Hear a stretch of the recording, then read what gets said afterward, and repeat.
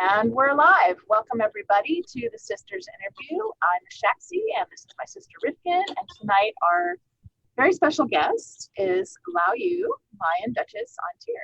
Welcome. So, Your Grace, we usually start these interviews with asking you what your SCA origin story is. How did you find the SCA and what made you fall in love with it? My origin story is that my brother Payne, who some of you know as Master Payne, drugged me kicking and screaming to a Middle East feast in 1980 or 1981 at the Evergreen State College in Olympia, which was the either shire or proto-shire of Everclear, now the barony of Blemere. And I was between hobbies at that point, and it was interesting enough for me to go talk to a couple of friends who were not in the SCA, did not join the SCA, but had a pretty extensive historical library. And at first I was going to go Russian because Russian history was something I had not had a chance to study in school, but then I realized that the Bolshevik Revolution was a little outside of the SCA period. So I remembered that my other favorite was Travels of Marco Polo. So they helped me craft a persona that I could actually document. So that's where it all started. Awesome. And did you, those people were not in the SCA? No. Did you have someone in the SCA that sort of mentored you? No, I've always been a lone fish. You know, I've often been accused of not getting along well with others, but it's mostly because I'm actually by nature extremely introverted, and I just have a hard time making connections with people in general. So I, wander along my way, and I kind of walk through my world like this, like no one can see me, I can't see them, la la la. So I'm always surprised when people, remember me, remember my name, remember what I did. Yeah. Because you just kind of head down and forward. Head down, because I used the SCA as a vehicle for historical studies. I was really intrigued by the living history elements of like Williamsburg, and thought that the SCA would be a really great way for me to explore history hands-on, by building the clothes and building the tent and, trying to live as a Tibetan ascetic for, 24 hours and trying to live as a, Mongol nomad or a Chinese queen or, whatever was going on at that period of time. So. And did you have a background in theater at all? I did. Part of the reason that I'm a lone fish is that I am the firstborn of two parents who were only children. So I didn't ever develop the social skills that most people developed. And I was an outcast at my middle school. And rather than continue on with the same crowd at the high school that I lived a mile from, I bussed across town to another school. They had an excellent theater program. And I was one of these people that I couldn't leave my house without a book to hide behind. And I decided I didn't want to live my life behind a book. So I forced myself to sign up for public speaking and theater courses. And as a reward, I also signed up for a Shakespeare class. So I literally lived, by the time I turned senior in high school, I was like 12 hours a day on the stage because I'd become a stage manager. Our high school was also the city theater. So we had a lot of traveling shows that would come in that we would have to work. So yeah, I had a lot. And then there's Payne, if he's watching, will remember this. He and I were actually the only two people that could read and speak Shakespearean English in high school. So we would hear over the intercom, would Heather Fifield and James Fifield please report to Mrs. Grimes' Shakespeare class?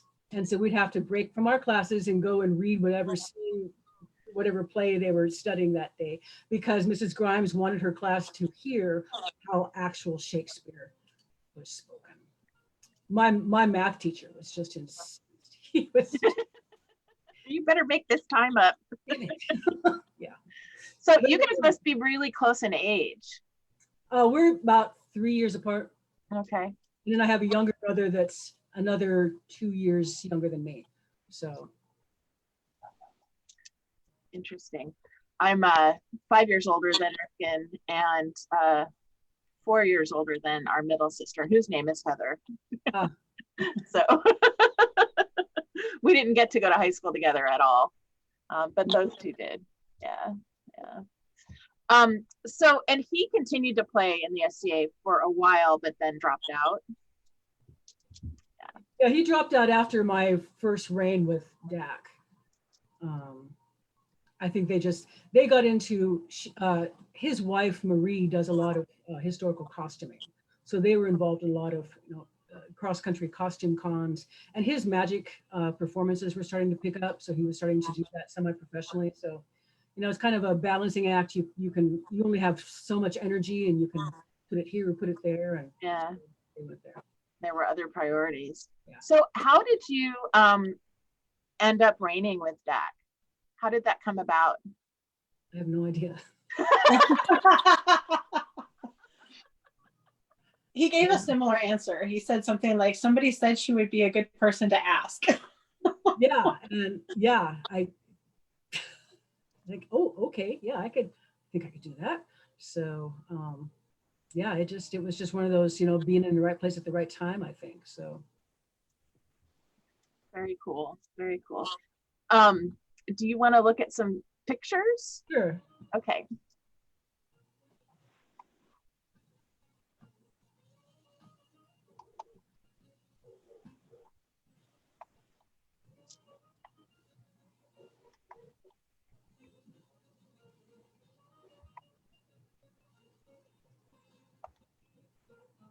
Can you see that? I can see a sidebar. Yeah, all I see is a blank screen. Oh no. Okay, let's try that again.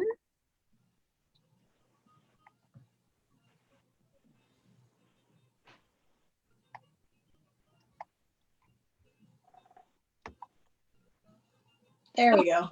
Okay. Yeah, that's when I was actually trying to be Russian. That's aboard Stormcrow's Viking boat, and that was a trip that we took with through Deception Pass. I tried to stay on the rudder as much as possible. Wow. So that we wouldn't capsize because everyone else was drinking. No. It's good to be in control. Is that a control thing? Wow. So about how old were you when you started in the SCA? I was mid-20s when I started in the SCA, so I would be close to 30 in this picture. Wow. You look much younger than that. I have a Ms. Dorian Gray somewhere. Yeah, this is actually one of my favorite pictures because it is what it is. Again, trying to be Russian, although that's a Tibetan coat. And that coat is 5 layers of wool felt. And had I fallen overboard, I would have drowned because we would go out on weekends just on local trips and mundanely. And we got caught in a squall one time. And I had to literally drag that coat off the boat and drag it down the sidewalk into my car. And I was driving a Saab Sonnet at the time. And the whole car went down like this into the front seat. I must have weighed 100 pounds because of the amount of water that it soaked up. Oh, that's crazy. Yeah, it was crazy. Did you make the coat and the hat? I made the coat. The hat was probably a find. You're one of those people that can kind of program in your head what you want at the thrift store and go, and there it is. And it shows up. Yeah. Yes, I do that. That's a pretty cool superpower to have. And you, after the Russian, I'm going to stop sharing for a second. After the Russian, you got into doing this Tibetan thing and you started making tents. I made my tent, and it was a, and I think it was a 3-year-long process because it actually started as a cozy for a 2-man nylon tent before I figured out how to make it self-standing as a felt mican that was treated with milk to see if it actually worked to make it water resistant, which it does. But I also earned the reputation, and I would actually hear people, it's like, no, that's Lau's tent. You don't want to park near her because when it rains, it's a smelly, smelly thing. I liked it myself, but yeah. I love that story. Thank you for telling it. All right, I'll go back to pictures.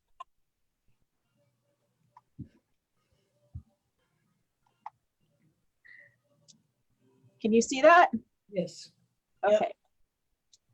Yep. Now if I can get it to switch.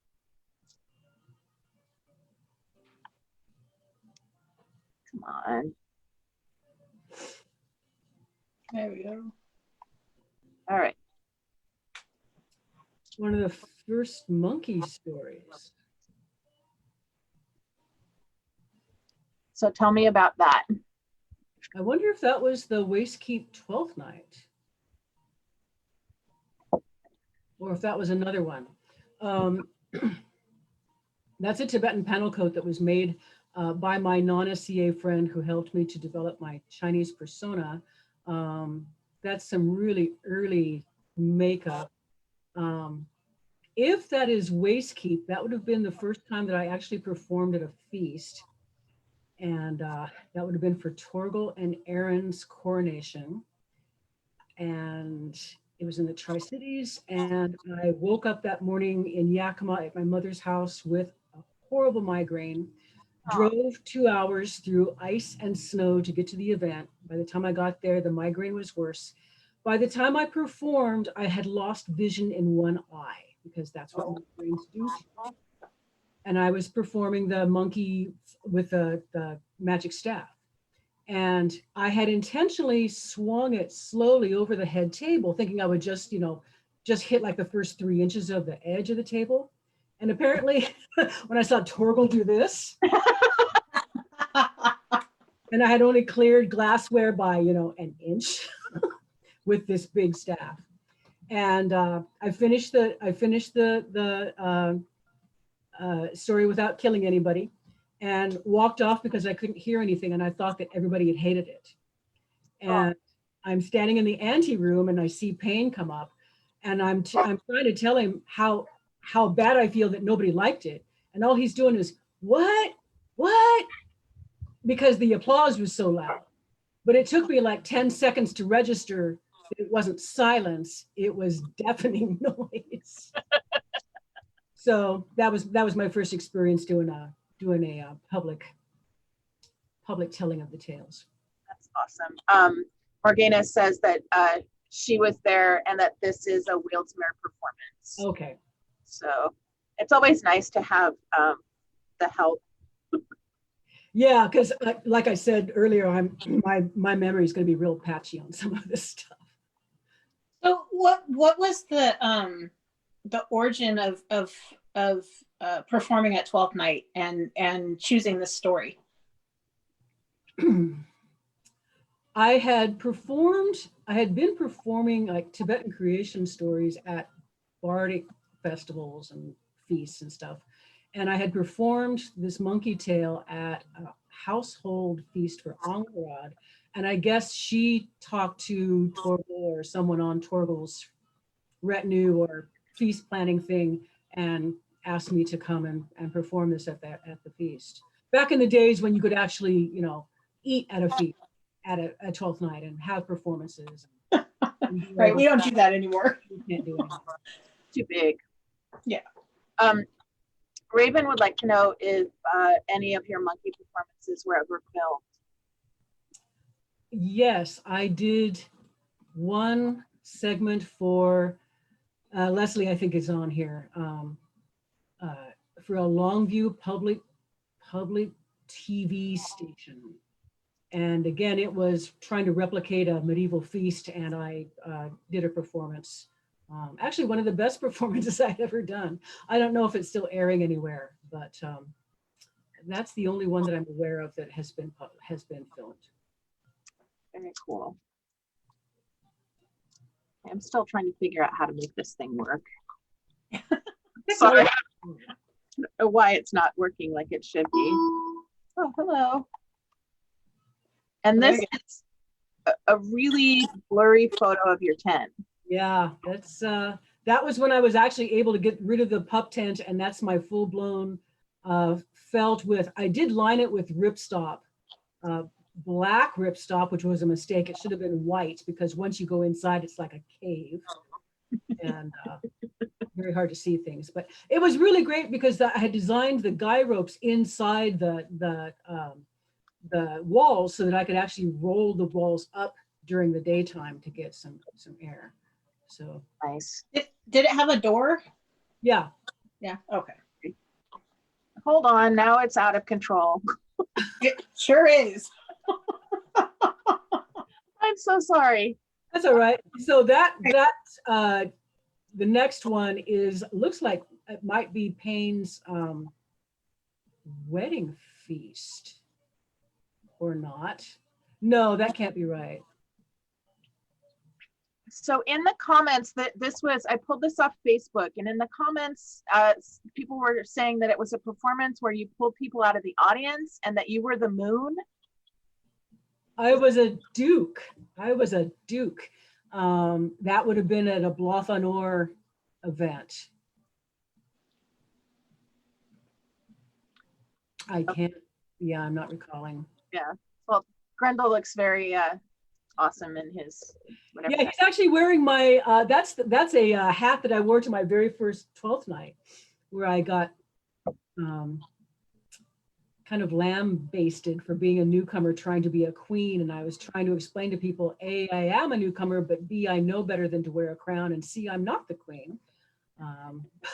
People were not very accepting of non-European personas at that point. So yeah, I had people saying that I was dressing over my station for wearing. Yeah. Pretty funny. Yeah, that would have been the processional in during my reign with, that would have been finals with Dak. With a baby Maya. The baby Maya. So tiny.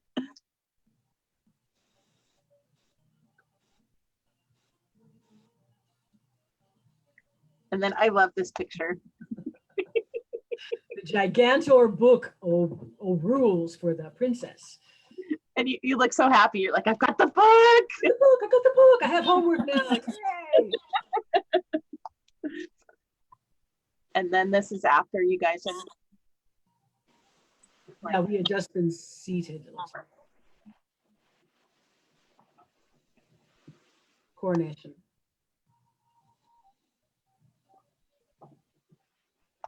Janalta's feast. So for your coronation with Dak, I wasn't around back then, but did you do something theatrical or persona related? So it was difficult trying to mesh a Chinese queen with a Norse king. So the story that we kind of loosely came up with was that because he was in the Varangian Guard and they were the bodyguards to the emperor in Constantinople, his ships came up as far as Constantinople. I was coming down looking for my mother's tribe, and I got taken and thrown into his ship and taken back to Norway or whatever country he was from. So I approached that reign as though I was a Chinese woman trying to do a Chinese court, but with non-Chinese things.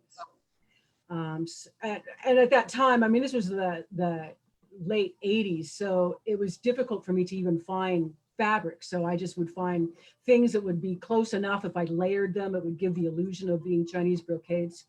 And I wanted a dragon dance, and I couldn't afford to hire, somebody from Chinatown. So I just made a flat face of a dragon, and the Scottish Guard, who always stood, and they were considered part of the retinue for every single reign. They covered themselves with their platies, and that was the body of the dragon that came up to announce. I love that. That's the C in SDA, right? Creative. Yeah. Very cool. On to your West War. That was one of the best events. Do you have any fun stories about it? Do you remember? I just remember Jade was a kick in the pants. He was just hysterical. Dak was in a really good mood most of the event. I just remember it just being a really good event. Really fun. Is that Kate behind you? That is Sheehan. Okay. Siobhan. Okay. No longer with us, unfortunately. Sorry. And a super young Torgal behind. Oh, up here. Black. Yeah.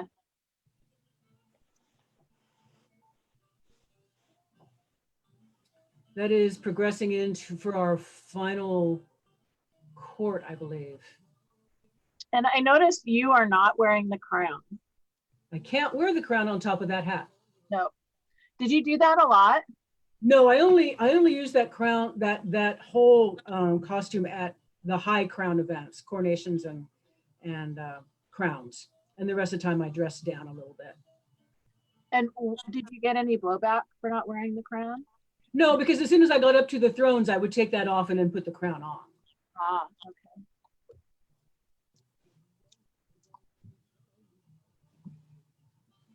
The final court. So amazing. And then this. Yeah, this was my coronation overcoat that was made for me by Marie, who is Jade's wife.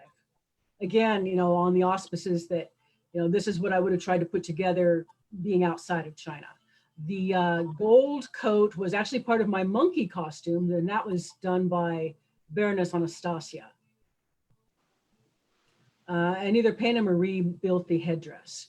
I am told that the the characters down the one side, someone told me that actually says property of Antir.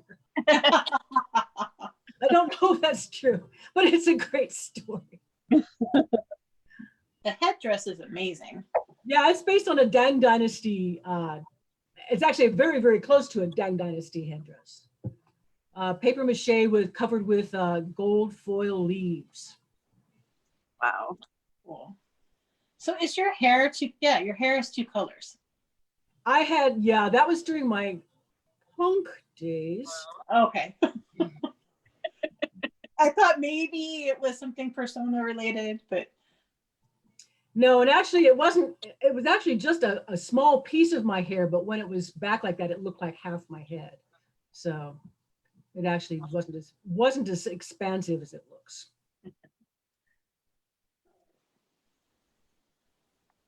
And that's a really great photo to count the layers. 1, 2, 3, about 5 or 6 layers.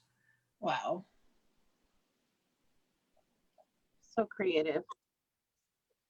So is most of the stuff made for you by other people and then found things that you've repurposed? Yeah, almost all of that was made for me by other people. The center embroidery was a sleeve band found by, I'm going to mispronounce her name, Catriona of Heinscroft, that I then had mounted onto the larger piece. And that was embroidered by Erin, Torgal's queen. Looks like I'm actually, the necklace is, I still have that. That is a piece of ivory that was given to me by Janaltis. Oh, wow. That's awesome. So I established the Order of the Carp, and I had promised to embroider patches lifelong, which only works if you actually stay in the club. So when I left, one of Chuck's squires, I think, developed the brass version of the Mandarin patch, which I thought was really cool. And what what inspired you to start that award? Okay, so when I was a newcomer, I was sitting at an event and someone sat down next to me, and you turn and you say, hi, what's your name? Where are you from? And what that launched into was the woman launched into a 1 or 2 minute monologue telling me her entire life story. And Whoa. as she was doing that, there was 2 or 3 other people that started sitting down on the other side.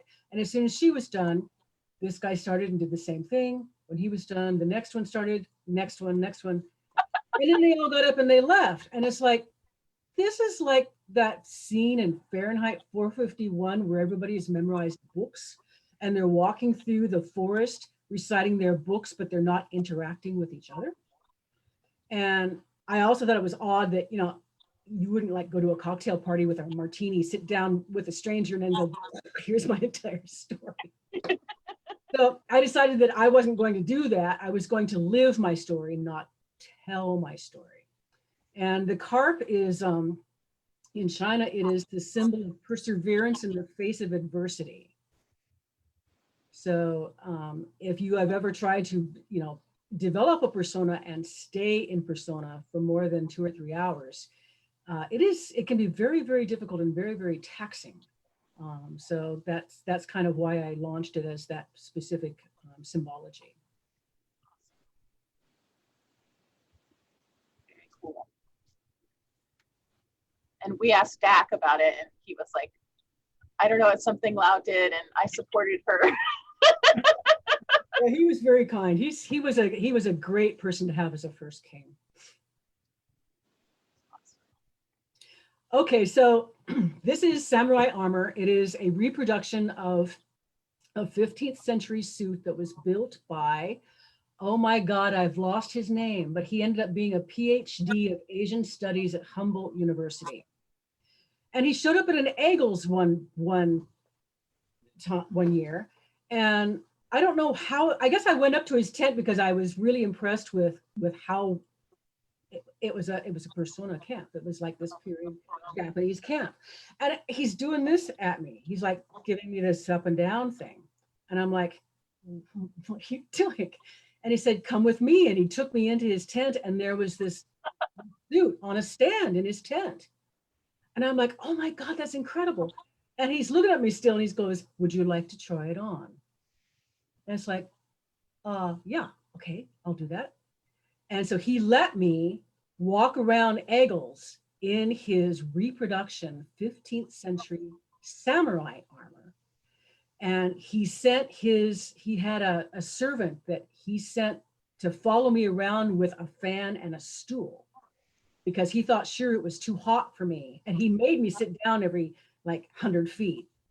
And this is one of the photos that I got. I'm so glad you have that because I don't think I even have this photo anymore. And I think it was Torgel said that he could recognize me because of the way I walk. Yep. When you're in one of those and you hold your arms out like this, that's all you need to do to cool down because the air comes and whooshes through all the lamellar and cools you down. Well, what an awesome experience. It was, yeah, I've been really blessed in the SCA with having experiences like this. I was, so coronations tend to run late and they were like, what do we do? What do we do? It's going to be another hour. Oh, we'll call Lao, have her tell a story. So I was one of the people that told the story. I think I had to follow Gerhard Kendall with his, you ever seen him do the dun dun dun dun dun dun dun dun dun dun dun dun dun dun dun dun. It was his favorite story. I had to follow that. It's like, damn it.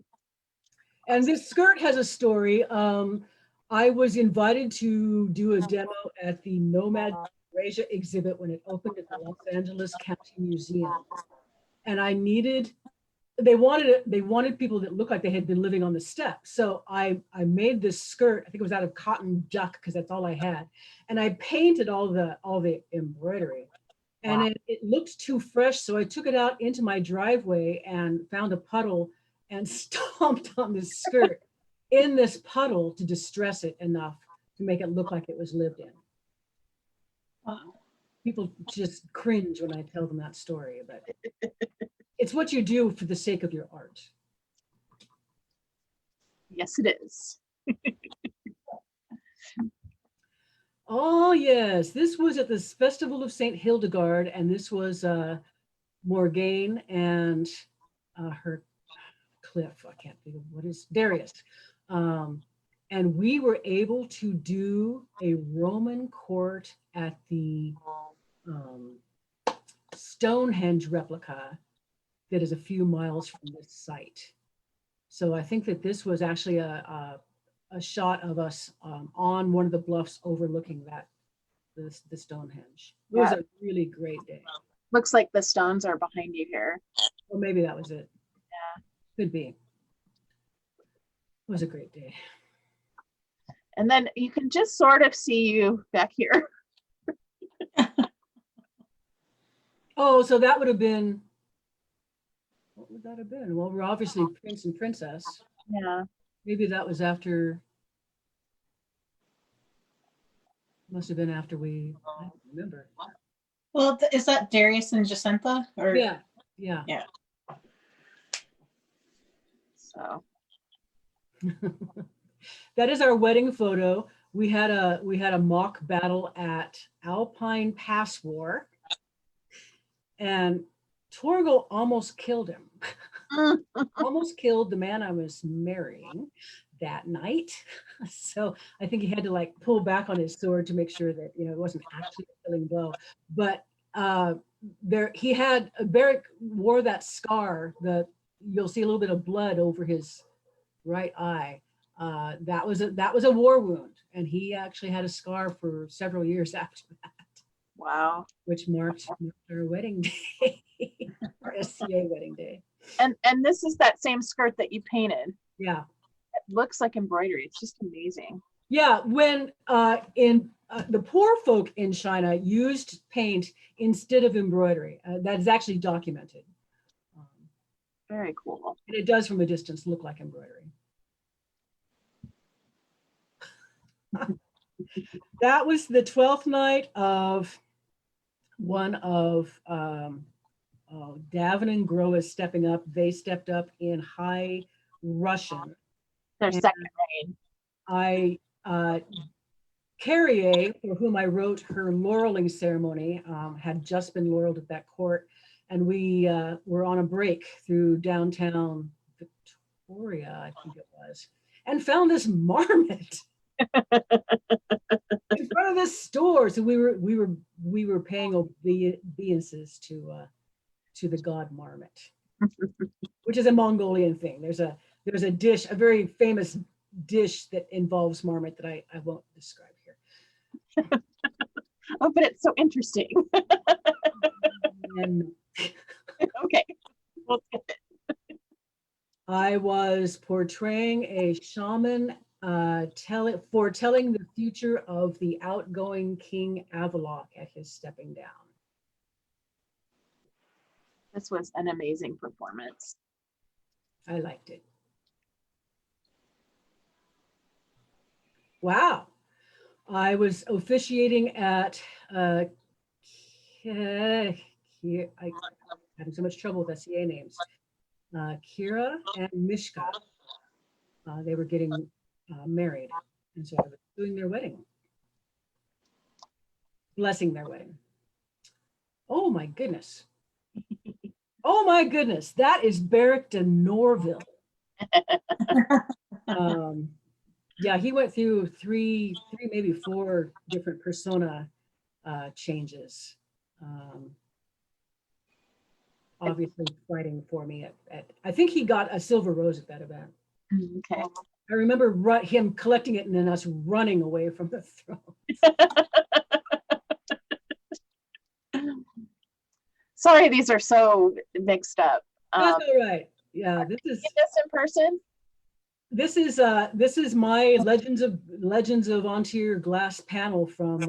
I think I was one of the original panels. I really love this because of the detail that they put into my clothing. Yeah. The carved here, and then the And phoenixes. the phoenixes, So beautiful. And then you've got your finger. the finger guards, Yeah, and a cup of tea in a jade cup. in a jade cup, because I actually have jade cups. So good. That is Knighting Heinrich von Salsa, one of the best black and whites I've ever seen.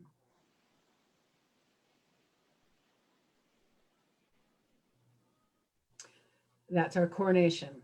He came in with his Norse guys, and I came in with my band of Siberian women, and we were I think we were throwing snow when we were coming in, because I was coming in from Siberia. That's really great. It is great.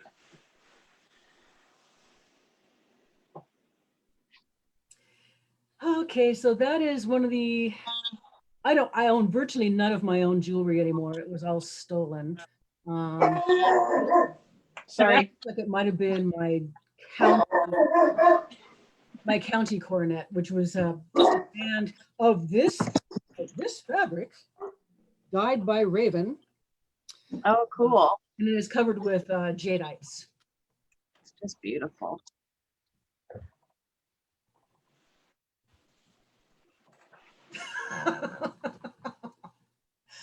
That is a Roman feast put on by the Gucci household. And that is Amanda Kendall. Yeah. And I remember that feast because that's actually an Erte dress that I wore to some other non-SCA event that worked remarkably well as a Roman toga. And Stefano had arranged for me to break the piñata, but it was so tough that I couldn't break it. And he finally took it down, and I'm like stomping on it, trying to get it to break.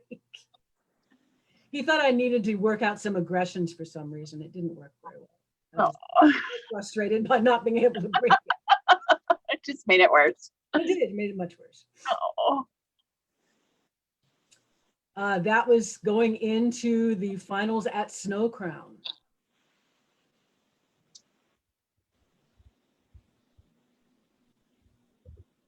Huh.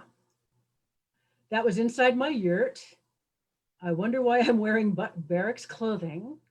It looks like you guys are in your pajamas having your morning coffee is what this looks like to me. Maybe, but that's a barrack tunic, so I'm mystified as to why I'm wearing it. But yeah. Or who took that picture was the bigger question. Who was in our tent while we were trying to drink coffee? And my memory is that you made these. Yes, I actually made both of those. I remember that dress because, and the collar, because I had just had major surgery and I was working on it while I was flat on the floor, because I couldn't do anything else. Wow. Yeah.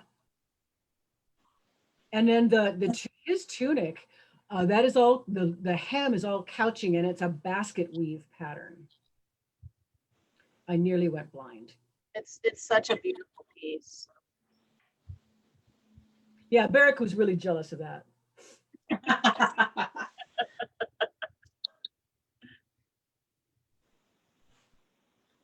Wow.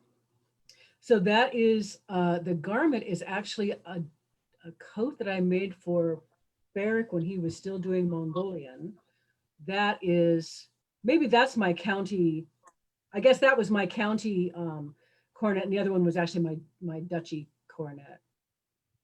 I handmade both my coronets because I never received actual coronets.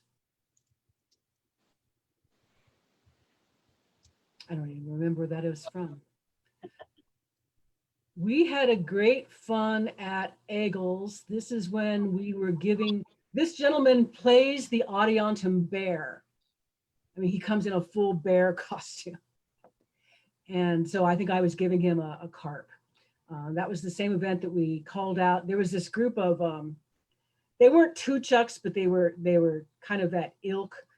They rolled around in the mud a lot. They had not much clothing on, and they were so great and so entertaining that we just brought them up to court to recognize them as the mud people for being such a great distraction during a really, really wet, damp, rainy event. Oh. And people who aren't from Ontario don't really have any idea how clingy and wet and just soggy it gets. It gets very soggy. We have wrecked a lot of sites from people driving in, to decamp. And then a crew has to go back in and like resod the ground because it's so wet that the tires have torn it up. So just wrecks it. There's a lot of service that goes on behind the thing. So this is the same dress, yes? Yes. Ah. So that the robe eventually turned into hats, but I took the sleeve bands, and that's what I'm wearing now. I wear, when I was doing art shows, this was what I would wear to my art shows. Oh, very cool. It's an extraordinary piece of embroidery by Ludwiga. And I think she already described it, but she did couching, and each frond of the feather is held down with a different color of embroidery floss. And when I stand outside, the thing iridesces in the sunlight. And you still wear it? Yeah, for art shows. That's so awesome. All right, so that is the last one that I have. Okay. Thank you for that. So, what was your favorite thing about raining? Seeing what people were capable of.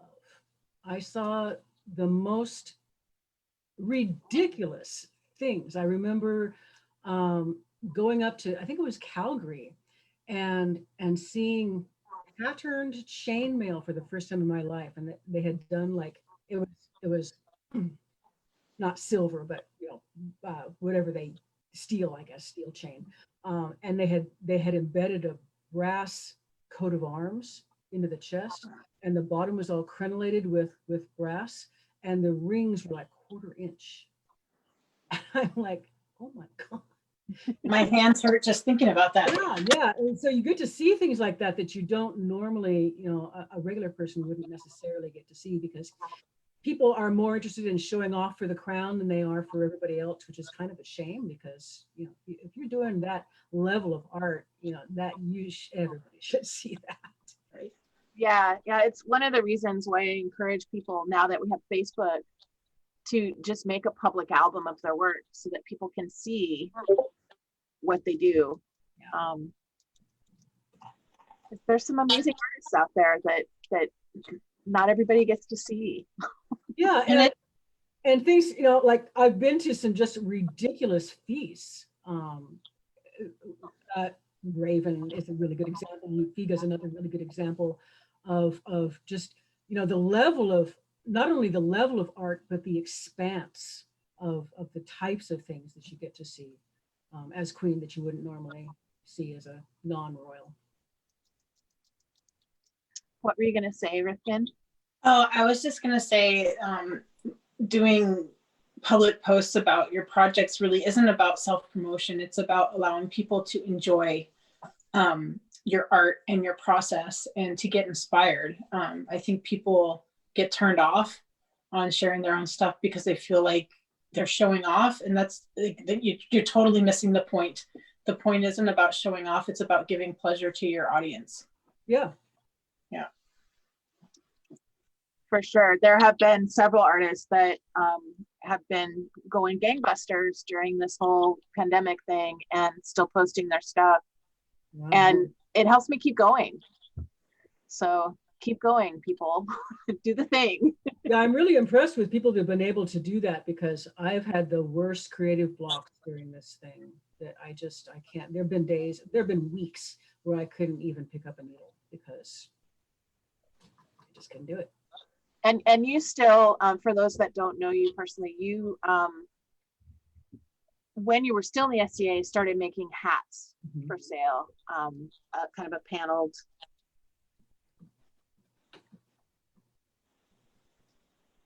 August Phoenix hats. And so that's a business now, and you still do that. Mhm. And you have hats displayed all over the country. Yes, sort of. Now that galleries are coming out of their COVID comas. Right now, I've only got 3 galleries, and they're mostly back east because that's where most of my hats sell. But I still, I have a website. I do online orders. I'm actually surprised at how many hats people have ordered this year. And of course, right now, every time I fill a hat order, I make a mask to match the hat. So I encourage people to mask up. Yeah. What's your website so people can check you out?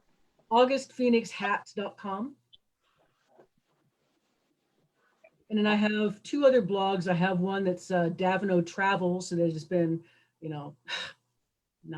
I'm actually getting ready to release my travel logs as director's cuts, because right now I've got travel stuff kind of like I'll put a piece here and I'll put a piece there and I'll put a piece there. And I decided that that's just getting too hard for me to keep track of. So I'm going to take all that and combine it.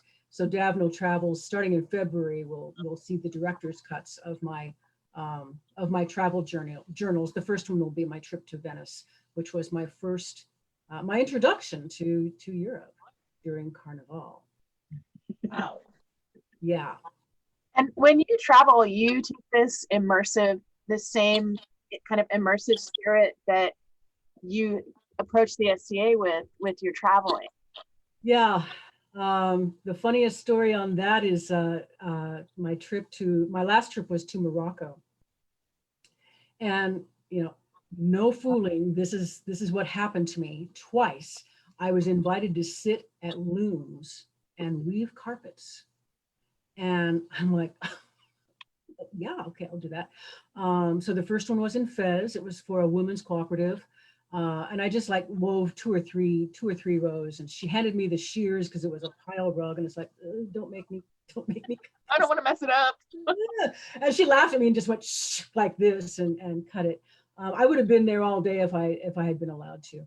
And then the second time was in Skoura, which is towards the middle of Morocco. We stayed in like riads and kasbahs and just really traditional places. Doug Baum, Baum, he does camel tours throughout Egypt, India. He's gone into Nepal. I'm waiting for him to get into Mongolia, but he does these really immersive tours. And so one of the places we went was Skoura, and we were in this 15th century Casbah, and I've checked in, and I've noticed there's a carpet shop next door, and I want to buy a carpet. So I walk in, and I say I want to buy a carpet, and she says, "Here, sit down at my loom." But she doesn't speak English. She's a Berber, and so I spend the next, I think, hour weaving a Berber carpet in this shop in Skoura.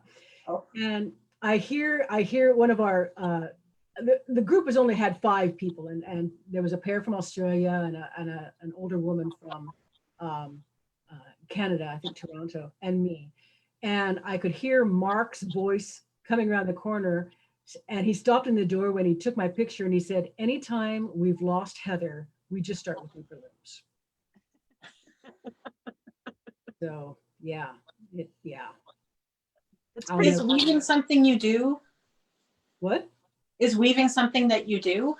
No, although I want to. I got so hungry. That I went to the thrift store and found this. But all the further I've gotten. So I really want a Berber loom, because they're very, very similar to the Mongolian ones. Yeah, it's just like, who does that? You do. I do. Yeah. I guess I'm not a nobody.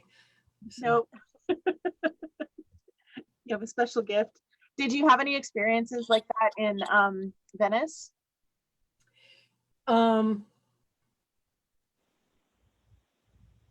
No, okay. Yes and no. I was only there for 2.5 days. So the immersive stuff, I mean, aside from it being Carnival and being my very first trip to Europe,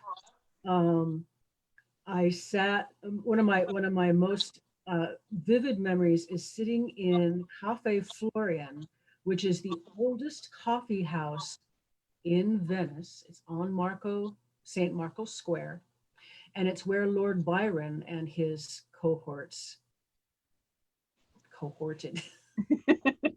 And so we're sitting here drinking, Venetian chocolate, and I'm watching a guy in a full Harlequin costume on the outside of the shop, and he's gesturing. I can't use my hands because of the type of gesturing he was. And he was gesturing to a woman who was obviously married to the man who was sitting right next to her. It was this really interesting exchange, nonverbal, because there's glass there, but you could clearly see what the discussion was. And I'm sitting in this, 17th century coffee house in garb. I mean, we're in garb. Payne, it was difficult because he was doing street magic in San Marcos Square. So I guess I should back up, because this was the year after Chuck died, and not even a year, it was months. He died in November and I went in February the following year. And I had only been sleeping for 4 hours a day for like 3 months, and took my doctor had given me sleeping pills, which I took when I got onto the plane. And then I woke up in 4 hours. So I took another set, which was a mistake because then I overdosed. And I was sicker than a dog getting off this plane. And I don't know how I got from the plane and New Venice into a bus across the bridge to Old Venice, into a traghetto to get to where Payne was standing on the dock waiting for me. But I get there. They had rented an apartment, because that's what you do in Venice. You rent an apartment, because they were there for like 2 weeks. And I went upstairs and Marie said, "Hi, do you need a rest?" And I went, "No, I'm in Venice. We're not stopping." We're going to go. And so I got into I had made a Venetian overcoat and had a fur collar, and it was crazy. It was like 25 or 30 degrees, I think. And we went out. So we go down the stairs and through this alley, and then we turn a corner, and there's the Basilica of San Marco at the end of this square. And the sky is robin egg blue. And the campanile behind me, the bells are going, which startle this flock of birds, which goes up into this robin blue sky. And the sun is starting to set, so it's turning the gold on the top of the basilica into flame. And I stop and I start to cry, because it's like I'm now transported into a place I've never been. And I saw Payne and Marie, walking forward, and she turns around when she realizes I'm not with them anymore. And she comes back and she puts her arm around me and she says, "This is why we bring people here." And so we spent the rest of the night trying to get through, these crowds. And Payne was like, I am like paparazzi. But you couldn't go 10 steps without 5 people wanting to pause and get their photos taken with this big American guy who is dressed full bore Italian red. And he's a magician, so he whips out his little table and he does these tricks, and then he'll fold it up and we'll get another 10 steps and we have to stop again for more selfies and another trick, and then the whole it took us hours to get through. And the other thing I remember from that event was I got my tri-corner hat, so I was actually dressed as a Venetian for the rest of the time I was there. And every year they decide on a theme for the event. And this one they had like all these weird fake topiary in the garden. But at night, 2 animatron dragons came into San Marcos Square, and they're like 15 feet tall. and they have sound effects, and they're dancing with the crowd, doing this rah, rah, kind of pterodactyl type stuff. So yeah, I mean, if you ever want to, if you've never been to Europe, you know, do something like Carnival or something that's going to make your trip even more memorable than it, you know, already is. Because, man, I had never traveled. I had a fear of planes, and now I can't stand not traveling. It's just killing me to sit and not go anywhere. I'm so happy that you started traveling. It's awesome. It's been great to follow your blog, because I have. Yeah, well, and then it fuels the designs for my hats. I mean, every time I go somewhere, I bring back a design that turns into a hat. Sometimes that takes 2 or 3 years. I had a Spanish when I went to Toledo and Cordoba. Toledo had some just extraordinary cathedrals, and I brought back this idea for a Spanish arch, but it took me like 3 years to get it down to where it was commercially viable. But yeah, it's just, and I had the iron bridges in Venice inspired my Venetian swirly hat, which remains one of my best sellers. The mosques in Istanbul inspired my Suleiman hat, which became another one of my best sellers. I brought back a Berber design from Morocco that was on all the doors in the places I stayed on the edge of the Sahara. So yeah. Awesome. It's really awesome. So I'm going to circle you back to the SCA. Sure. That's why I'm actually here, isn't it? I know. And Rifkin doesn't have power, and so she's on her phone. So if she's in and out, that's why. Yeah, my phone just told me I only have 20% power, so we'll see. So do you have a favorite funny story of something that happened either during your reign or not during your reign? I have 2 funny stories if you have enough time. You have all the time you will give us. I'll start with this one for Raukin, because she had asked about Raffen. Raffen was an alternate persona that was a release. I had met in my early days a group of peers one night that were posing as tavern wenches, and I knew they were pelicans, and it's like, what is up with this? And they explained to me that when you're a peer, having an alternate persona that allows you to do non-peer things can be really therapeutic. So Raffen was my therapy persona. And she was based on an autistic woman that I was taking care of at the time, and the voice of Dustin Hoffman from Rain Man. And I actually earned the nickname of On Tears Rain Man for a short time. So it was, hi, I'm Raffen. I'm Minorski, gotta love me. Pretty shiny, like that. It's mine. And I would get into trouble all the time. And there was one day when I was at an event. It's a 2-pronged story, because both these things happened within an hour of each other. A couple came up to me on the road and they asked if I was Lao, and I said, no, Lao, I'm not here. And they went, we really want to talk to Lao. They had something that ended up being really heartfelt, and we reached an impasse, and they wouldn't leave without talking to Lao. And I wasn't going to drop Lao because I wasn't Lao. So what I did was, hi, thank you for calling. Lao's not here right now. Please leave a message after the tone. Beep. And I stood there and waited for them to tell me whatever they were trying to tell Lao. And when they were done, at least I hope they were done, I said, thank you for calling. Beep. And I walked off. So the reason I was on the road was because I was supposed to set up a day shade for something. I don't remember what it was. And Heather, whose shade it was, had set it up 100 times. It's like, it's no big deal. It's just a day shade. But it's Raffen. And I can't do it. I physically can't do it. And I got back, and I'm looking, and there's one leg pointing up, and there's one leg that's too short.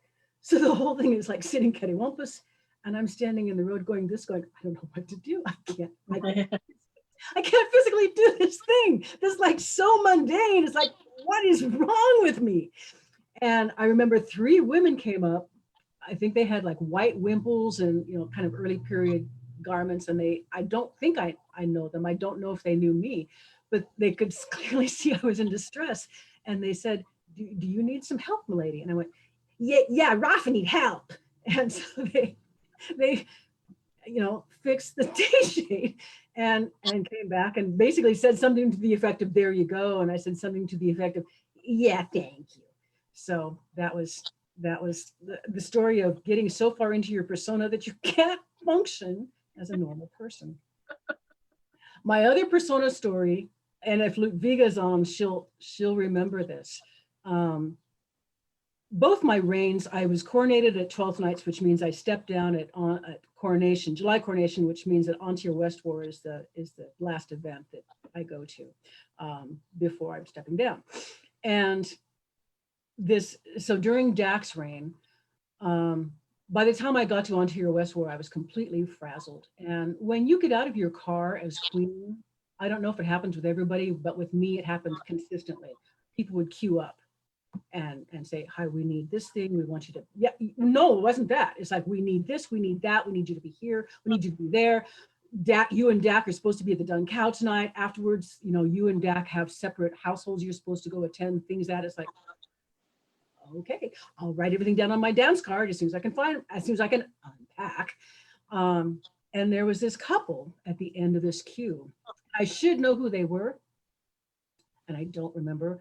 If they are here, please put that in the comments, because they literally saved me that night. They said, Your Majesty, it's the 4th of July, and there's going to be fireworks, not here, obviously, because we can't have them on site, but over the lake, there will be fireworks, and we have a boat. And it's only big enough for just the two of us and you. And so we're offering to take you away to a boat just for a little while. And it's like, yes, thank you. And they walk off, and I realize I've just double booked myself. And all I want to do is be in this boat for an hour on a lake under fireworks. And I must have had some discussion with my good friend Ludviga during the day, because she showed up at my tent after dark, and we swapped clothing. And I dressed her, shirt, tunic, vest, the big red robe with the big embroidered sleeves, the hat with the big fur brim, everything except the crown. I knew Dak would flip out if she wore the crown. So the crown stayed, he had buried somewhere. Boots, whole thing. She went off to the Dun Cow. I took her clothes, which was like just a brown tunic and her hat and her big furry boots, if you remember her big furry boots. And I went down to the lake, where I spent an hour in a boat. Not much firework, but it didn't matter, because it was an hour that I didn't have to be queen, because someone else was doing that. I got out of the boat, waited for her outside the Dun Cow, and she had not yet been queen. So this was her first taste at being royal. And I guess she had a really, really great time. She said Dak looked at her, instantly recognized it wasn't me, kind of did the eye roll and shook his head, but didn't out her. She said there was a handful of people that recognized that it wasn't me, and they played along and didn't out her. There was 2 people that were confused. They kept looking and like, something's wrong, but they didn't out her. And she said everybody else either didn't pay attention or didn't know the difference. So we both had really great nights. So at my final court at the following weekend, I call her up in court and I admit her to the Order of the Countercarp for excellence in maintaining someone else's persona. And I had gone to a thrift store and found a gold fish medallion that was like articulated, so it was wobbly on a gold chain. And for her scroll, I didn't realize till years later how Freudian this actually was, but I cut out words out of a magazine, pasted them onto a piece of paper, so it looked like a ransom note. And I could hear, this was mostly a private thing between she and I, but there was some mild chuckling in the audience, and I could hear there was like 5 or 6 people that were trying to explain to other people in the audience what was going on. And I didn't even want to explain. I mean, at this point, it was, thank you, sister, for for saving me that one night. So those are the two stories I remember the most. Awesome. Very cool. Very cool. Yeah, I think the first time I met you, you were Raffin. Raffin. Yeah. You were singing silly songs. So I was doing many silly things. It allowed me to do silly things. And then people started to catch on. It was kind of wild. I went to an event and there was I went up and people recognized that I was not Lao, and they had put things onto a table that Raffin could steal. So Raffin spent the day stealing things off this table. And then of course, Lao had to come back that night with all these things. I found these things in my camp. They're not mine. I'm so sorry. Here you go. I don't know. So it got to be really fun. And I love that people played along with you. I love that. Yeah, it was great. I mean, there was another time when I had an iron teapot, and every time I came back from my tent, the teapot was filled with something else. And people learned to hold their hand out. So sometimes it was beer, and sometimes it was peppercorns, and sometimes it was, like red hots, what you never knew. And it was dark, so, and it didn't matter. It didn't matter. They just held their hand out, waiting for whatever it was Raffin was going to give them this time around. Because it made it fun. Because it made it fun. Marion wants to know about the Ontier West Baby Duck Parade from your point of view. The Ontier West Baby Duck Parade. Quack, quack. I don't know. Yeah, that's kind of an ongoing joke between Raven and I. I'm pretty sure Raven started it, and I can't. Yeah, there were so many shenanigans regarding the ducks. It has something to do with Dougal something, and Dougal somehow became duck, and then duck became quack. And then there was this, they would form these parades and they would just follow me around going quack, quack, quack, quack, quack. It's like, okay. One of those things I wish I could remember better. See, we pulled you out of your encampment and followed you around the camp quacking.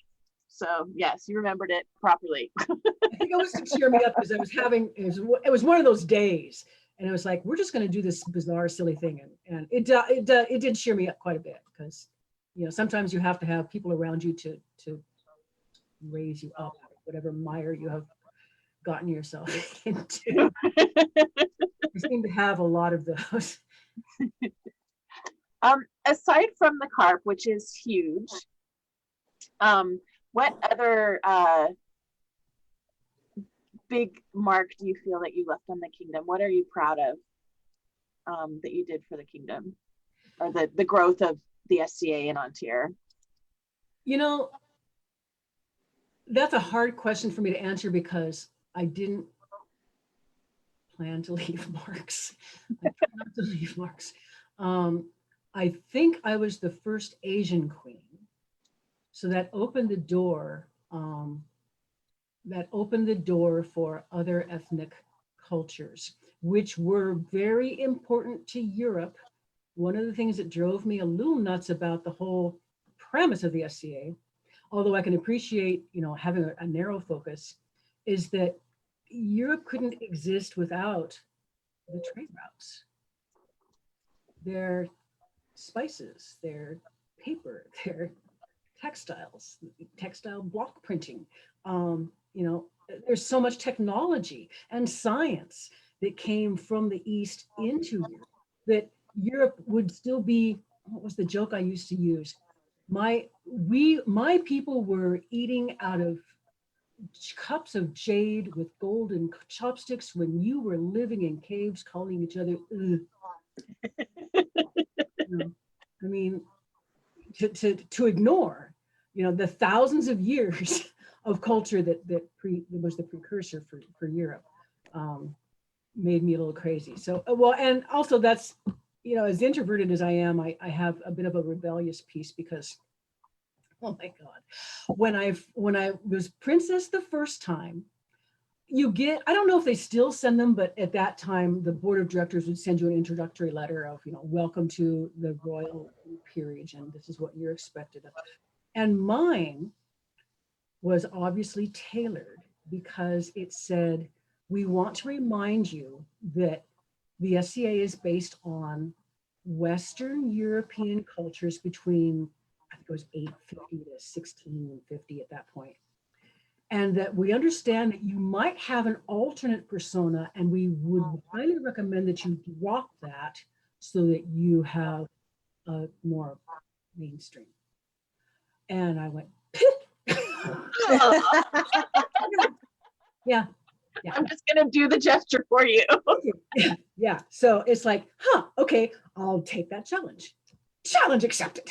So yeah, so that's when I went, pretty much full bore Chinese for my first reign, and then I went full bore Mongolian for the second. So, I wasn't here to learn about European culture. I already knew about European culture. I wanted to learn something that I didn't know, and China, Mongolia was what I didn't know, and apparently nobody else did either.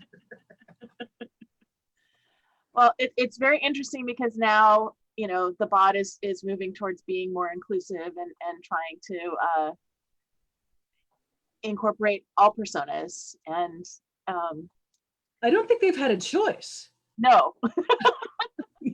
It's not, telling people to not do something is going to result in the exact opposite thing. So I'm glad that they're opening it up, because you can't live in even now, we can't live in this little bubble. I mean, as hard as we're all trying to, this is a big exercise in why we can't live in a bubble, because you need other things to make your life whole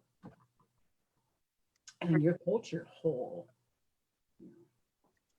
And I, for one, am very appreciative that you rebelled because I wouldn't be doing all of this without you. You were a personal mentor for me very early on, and walked me through some things that were really difficult when nobody else would. And I will forever be grateful to you for that. You taught me how to have a mindful organization and how to kind of run things in the SCA. And thank you. You're welcome. Yeah. So, Rifkin, do you have any other questions? Well, we always sort of ask, when you were Laurel, what was the art you were doing? And I don't think we've talked about that, but was it the plays or the persona development or your sewing? I think it was persona development. And yeah, my Laureling was kind of interesting because back when rocks were soft, laurels, and I assume pelicans as well, would kind of feel you out on what your opinion of the order was before actually, offering it to you. And I was approached by laurels after I had only been in for like 3.5 or 4 years. And they said, would you be interested? It's like, I haven't only been here for like 3.5 or 4 years. It's way, way too soon for me to take on, that status. So they offered it to me again in, I think 1985. And Raven said that I went on vigil, but I think I turned it down. And then the next year, no, it was 86, because the next year I became crown princess. And so when you're stepping up, you go to the peerage meetings, and just to try to start getting your feet wet. And it was Thorn and Onharad. And so we were sitting in a Laurels meeting, and I was just being quiet because I'd never been to one of these things before. And Thorn says, is there any other business? And I see this kind of look like this around the table, and the people look down and I go, no, Your Majesty, there's no more business. And I went, is that how these end? That's kind of weird. And so I left the room, and Asala Talarian came out, And she said, the reason it was abrupt was we wanted to ask you if you would join the order. And I said, yes, I will now accept that, because I felt that it would give me some additional traction if I sat the throne as a peer in my own right. So I was laureled, and then an hour later I became queen. So, but I'm told that it was for mostly for persona development and some performing, but performance in the form of persona, I think, was what mostly got it for me. That's what attracted the attention. And we talked to Raven, or I talked to Raven last night, and she was one of your apprentices. Who were your other apprentices? Sunjin. Leia Wine loosely. I was given charge of him when his master left the kingdom. I sort of had a loose affiliation with Gordon Redthorn. Redthorn, yeah. I'm sure I'm missing somebody. You know, I was not a typical Laurel in taking apprentices. I was always really surprised when anybody even wanted to be my apprentice, because I didn't think I had anything to teach them. And I said, yeah, sure, okay. But I was pretty clear that I wasn't gonna, give them assignments. I wasn't gonna have them pack my car or mow my lawn or make cool things for me. And I wasn't going to outwardly advocate for them at council. If their name came up, I would say, yes, that one belongs to me. And yes, this is what I can say. But I wouldn't, because I just didn't believe, that part of the peerage system drives me nuts. I have had people try to attach themselves to me for the sole purpose of becoming laurels. And it's like, I don't play that game, sorry. If you want to tag along and use my name for something, that's fine up to a point, but guilt by association works both ways. And if you do something that I don't want to be associated with, you're on your own. So yeah, I just, what am I thinking? Leslie, Liliana, the Fedorovna does something Russian. She is still a storyteller. She is a professional storyteller. So yeah, she's yeah, that was yeah, she Raven and Sunjin were just, I think, some of my best non-projects, just watching them grow on their own, literally. I kind of gave them shelter and gave them guidance where I could, gave them support as much as I could, but elsewise, they earned their own laurels. I didn't do much to forward them, other than just go. Just kind of walk their path with them. Yeah. That's how I look at it too. Do you have anything that you wanted to talk about that we haven't talked about? Don't think so. I think the only other thing that I accomplished, that I guess is still a thing, is the regional peerage meeting system. It's still going. Absolutely. Except for the Knights. The Knights don't do that. Well, that's fine, because the Knights don't have the mile-long waiting list of candidates that the other peerage, and that actually came out of a fairly traumatic experience we had, that marked my reign with Eric. But I'm really happy to hear that's still going on, because one of the things that drove me, the other thing that drove me crazy about the Laurels and Pelicans meetings was that they had this backlog of candidates and 1 hour 4 times a year to discuss like 100 candidates. That doesn't happen. And there was informal meetings to try to get like a group effort on specific candidates, but it's untenable, it's unmanageable, it's unscalable.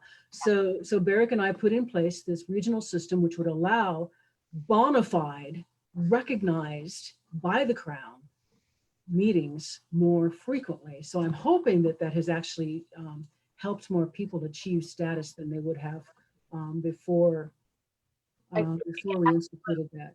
I think it absolutely has. We've actually grown another region, the sound area, Oh, kind of yeah. as Pacifica as their own region, because the Seattle kind of central region was just too big, and trying to travel from what's that area? Well, yeah, I mean, it doesn't geographically look huge, but with traffic and everything, it takes an hour to get anywhere, and then to cross the sound takes it takes the whole day for them to cross the sound and do the meeting and then go back. So yeah, so that's really great. And you had asked if I had other memories of my reign, and attached to that event, yeah, I do. We had been, there's no other way to put this, we had been threatened for the last 6 weeks, 2 months of our reign. And so when our final court, someone had advised us to have quite a bit of space between us and between the thrones and the populace. So it had been custom at final court for the king, as the very last piece of business, to stand up and thank the populace and support our heirs and try to end things on a positive note. So we've literally had a theater in the round in front of our thrones. That's how big this space was. And we had just come out of some meetings that had been difficult. And he did his circle with his speech, talking to the populace. And then he came back up to the thrones and reached out to get my hand to escort me out. And I did not take his hand. I took a speech out of my tunic, and then I did the circle. I had written a speech, and it was focusing on what he had accomplished during this reign, and just like 5 or 6 high notes of this thing happened, that thing happened, this is how we handled it, this is why we're still a kingdom, blah, blah, blah. And we exit stage left and prepare for the coronation of our heirs, which were Rorik and Helena. So we're queued up. We're getting ready to come in, process in for the coronation ceremony. And again, the pathway is really wide. And we take a few steps, and a man comes out from my right and steps towards me. And I'm going, here we go. Here it is. And he lays his cloak on the ground. And I look at the cloak, and I look at him, and I look at the cloak, and he has bowed. And I'm like, I'm not gonna walk on this cloak. I really appreciate that gesture, but I don't want to walk on this cloak. So I'm trying to pivot with Barrick to walk around this cloak at the same time that another cloak is coming out from the other side. And we look up, and this is happening. And the entire ground is covered with cloaks between where we're standing and where the thrones are. And it was all I could do to not fall, to not cry, to just walk on every cloak that had been put on the ground in front of me. And I think my mantra changed from don't cry, don't fall, don't cry, to I am so sorry. I am so sorry. I'm walking on your clothes. Why did you put your clothes here? Damn it. I'm walking on another. Damn it. And I honest to God don't remember the coronation ceremony because this thing happened. So you're such a loop. That was one of the most remarkable things that did happen to me. That's amazing. Yeah, that's amazing. Might be a good note to end on. Yeah, that's good. I've never heard that story. That's a really interesting story. Yeah, if you go to my Ontier wiki, it's under the Barrick and Lao reign, Ontier wiki, and I put my speech there and a photo of the scroll that I'm pretty sure Ludwig crafted overnight that was presented to me, signed by, I don't know, 150 people. Wow. We sorry. We are so sorry. Beautiful scroll, but it was just like, okay. Thank you, thank you, thank you, and goodbye. Okay. So next week we have Duchess Miranda on Monday for Grace Under Pressure. And then for a Branch of Laurels, I have Linnea Birch Kerrigan at 4 p.m. because she's on the East Coast. And then next Wednesday we have Lachlan. Yeah, Sir Lachlan on Sisters next Wednesday. And Saturday, I am interviewing Duke Theodoric from Lockock, who just became a Duke last weekend. They had a crown, and we're all very jealous. And then on Sunday, yeah, they've been much better in about locking down than we have, and their country is in a much better position than we are. Sunday, it's Duke Rourke from the Outlands, so full week. Keep up the good works, you guys. Thank you. Well, thank you so much for agreeing to do this with us. It was really a pleasure to hear all these stories that I've never heard before, and I wasn't around for your reigns, which I kind of regret because you have such a presence. So I really appreciate you doing this with us. You're welcome. You are a gift. Thank you. Thank you. And thank you everyone for watching. Good night. Good night.